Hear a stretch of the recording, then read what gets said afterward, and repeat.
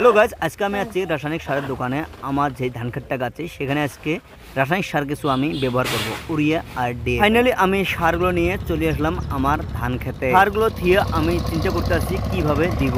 আমি বস্তাগুলো এইভাবে মাটিতে বিছাইলাম আর ইউরিয়া সারগুলো এইভাবে আমি ঢেলে ঢেলে ভাগ করে নিলাম, কেননা আমি কিছু লুকেট রাসায়নিক সার ব্যবহার করব। আমার সম্পূর্ণ রাসায়নিক ইউরিয়া সার মাটিতে ঢালানো হয়ে গেল। এখন আমি কিছু লুকেট রাসায়নিক সার ব্যবহার করব। আপনারা দেখেন লুকেট রাসায়নিক এই লুকেট রাসায়নিক সারটা ধানের অনেক গাজা বৃদ্ধি করবে। দোকানদার যে হিসেবে ব্যবহার করতে বলছে আমি সেই হিসেবে ব্যবহার করতে আসি।